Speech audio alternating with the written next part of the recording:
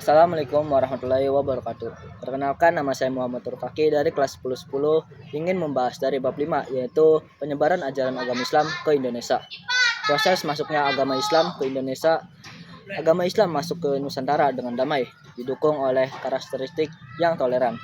Islam diterima dengan mudah oleh mayoritas penduduk Indonesia yang beragama karena tidak mengenal sistem kasta dan memberikan pembebasan bagi rakyat jelata.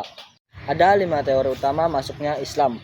Ada 5 teori utama yang menjelaskan asal dan waktu kedatangan Islam ke Indonesia, yaitu yang pertama ada teori Gujarat.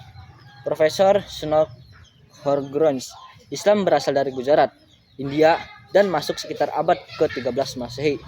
Penyebaran dilakukan melalui perdagangan dan tasawuf. Yang kedua itu ada teori Mekah. Profesor Dr. Buya Hamka, Islam dibawa langsung dari Arab atau Mekah sejak abad ke-7 Masehi.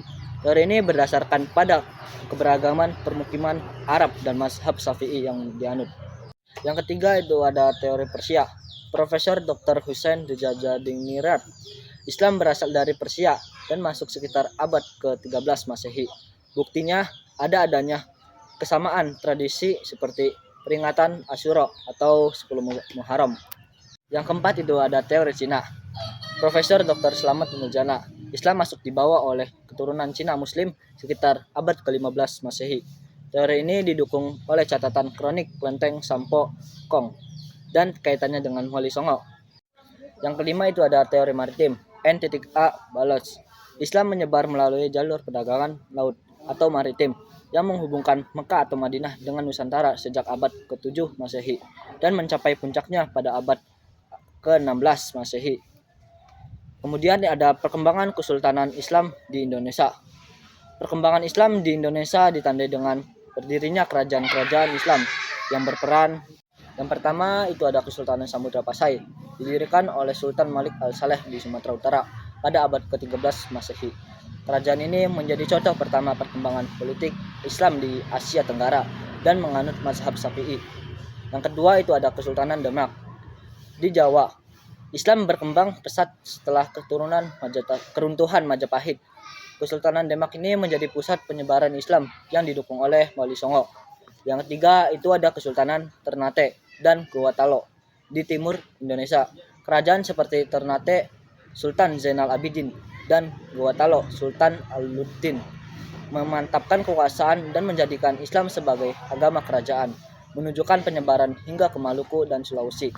Kemudian ada tokoh penyebaran ajaran agama Islam di Indonesia. Keberhasilan dakwah tidak lepas dari peran para tokoh ulama dan Kesultanan gigih berjuang. Yang pertama itu ada Sultan Malik Al-Saleh, sekitar dari 1267 hingga 1297 Masehi. Pendiri Kesultanan Samudra Pasai yang dikenal sebagai sosok yang saleh dan bijaksana. Yang kedua itu ada Wali Songo, abad ke-15 Masehi. 9 wali di Jawa yang menggunakan metode dakwah, kultural, dan edukatif seperti kesenian, pendidikan, pernikahan, dan politik yang menyebarkan Islam. Yang ketiga itu ada Sultan Zainal Abidin, Ternate, memerintah 1486 hingga 1500 Masehi. Beliau mendirikan pesantren di Ternate dan disebut sebagai Bolo dan Bagalo Akhirat, yaitu pemimpin dunia dan akhirat. Yang keempat itu ada ulama Nusantara. Tokoh-tokoh seperti Nuruddin Ar-Niri dari Aceh, Muhammad Ar-Rasyid Al-Banjari dari Banjarmasin, dan Abdul Rauf Al-As-Singkili dari Aceh. Dikenal karena karya-karya monumental mereka dalam bidang fikih, tasawuf, dan tafsir. Kemudian ada nilai-nilai keteladanan ulama penyebaran Islam. Para ulama menanamkan nilai-nilai luhur yang menjadi modal keberhasilan dakwah yang panutan bagi masyarakat. Seperti hidup sederhana, mereka menjauhi kemewahan dan nafsu duniawi, fokus pada kebutuhan pokok, serta berzuhud dan bersedekah atau infak, sesuai dengan ajaran Quran Surat Al-Baqarah ayat 267. Kemudian ada gigih dalam berjuang. Para ulama memiliki tekad kuat, semangat optimis, dan tawakal penuh kepada Allah Subhanahu wa Ta'ala. Mereka meyakini bahwa perubahan harus dimulai dari diri sendiri. Sejalan dengan firman Allah Quran Surat Ar-Ra'd ayat 11. Kemudian menghargai perbedaan atau toleransi. Mereka menolak pemaksaan dan mengerjakan sikap toleran terhadap agama, suku, ras, dan golongan lain. Hal ini didasarkan pada ajaran Al-Quran untuk saling mengenal atau lita'arafu dan mengutamakan ketakwaan. Quran Surat Al-Hujurat ayat 13. Sekian video dari saya, kurang dan lebihnya mohon maaf. Wassalamualaikum warahmatullahi wabarakatuh.